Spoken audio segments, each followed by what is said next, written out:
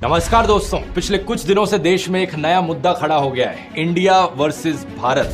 5 सितंबर की बात है, टाइम्स नाउ ने रिपोर्ट किया कि मोदी सरकार लाइकली एक रेजोल्यूशन लाने वाली है पार्लियामेंट में देश का नाम बदलने के लिए। इंडिया से बदलकर भारत नाम रख दिया जाएगा। ये खबर फैलते ही सोशल मीडिया पर कुछ लोगों ने साइड लेनी चालू कर दी। इंडिया बेहतर है, नहीं भारत बेहतर है। कुछ गोदी मीडिया एंकरों ने इस पर पोल्स चलाए, बताइए अपने देश का नाम क्या होना चाहिए। मतलब आजादी के 70 साल बाद इस पर पोल्स चलाए जा रहे हैं कि देश का नाम क्या होना चाहिए। कुछ पॉलिटिशियंस तो इस हद तक पहुंच गए कि उन्होंने कहना शुरू कर दिया कि इंडिया शब्द ही एक गाली है जिसे अंग्रेजों ने दिया है। ये कहना था बीजेपी पॉलिटिशियन हरनाथ सिंह यादव का। इस सब कंट्रोवर्सी के बीच यूनियन मिनिस्टर अनुराग ठाकुर कहते हैं कि ये सब अफवाहें हैं, इंडिया नाम हटाया नहीं जाएगा। तो सवाल ये उठता है कि मुद्दा फिर शुरू क्यों हुआ? क्या असली कारण है इस कंट्रोवर्सी के पीछे और इंडिया को भारत से लड़वाने का काम क्यों किया जा रहा है? आइए समझते हैं आज के इस वीडियो में। समय की एक बड़ी खबर आपको बता दें कि भारत और इंडिया में क्या फर्क और क्या समानता। Can you challenge India? क्या भारत का नाम बीजेपी रखेंगे? आपको बोलना है वोट फॉर इंडिया, बोलेंगे? गोदी मीडिया अगर नहीं है तो ऐसे मुद्दे हवा हो गए होते, उड़ गए होते।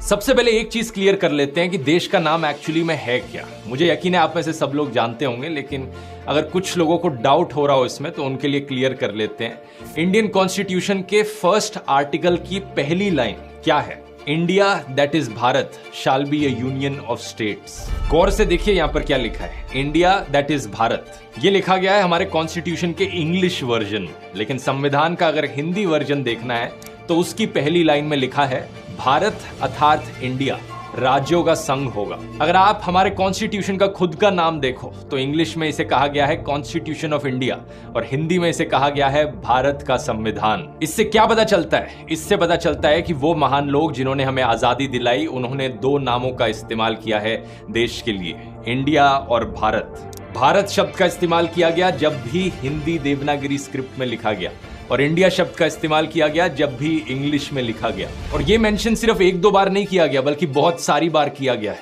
कॉन्स्टिट्यूशन का article 52 president of India, article 63 vice president of India, article 124 supreme court of India, chief justice of India. अगर हम कंट्रोल F करके सर्च करेंगे कॉन्स्टिट्यूशन की हैंडबुक में तो आपको इंडिया या इंडियन शब्द का मेंशन 900 बार से ज्यादा मिलेगा। इसके अलावा देश के बुनियादी इंस्टीट्यूशंस और ऑर्गेनाइजेशंस ने इस नाम का इस्तेमाल किया है। Election commission of India, Indian penal code, Indian army, Indian navy, Indian airforce, Indian railways, reserve bank of India, Indian administrative services, Indian institute of technology, coal India limited, steel authority of India limited. In fact जिस ISRO ने हमें चांद तक पहुंचाया उसका full form भी Indian space research organisation. हमारा Indian passport अगर आप देखोगे उसके फ्रंट पेज पर क्या लिखा हुआ है?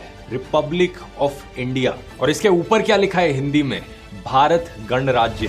तो ये पैटर्न अब तक बहुत क्लियर हो जाना चाहिए आपको कि हमारे देश का नाम जब इंग्लिश में लिखा जाता है इंडिया इस्तेमाल किया जा रहा है और जब हिंदी में हम लिख रहे हैं तो भारत का प्रयोग कर रहे हैं। अब ऐसे 2 अलग अलग भाषाओं में 2 अलग अलग नाम का यूज करना कोई अजीब चीज नहीं है, कई देशों में ये किया जाता है। चाइना देश को बाकी दुनिया चाइना करके पुकारती है क्योंकि चाइना शब्द इंग्लिश में इस्तेमाल किया जाता है, लेकिन चाइनीज में देश का नाम है चोंगहुओ।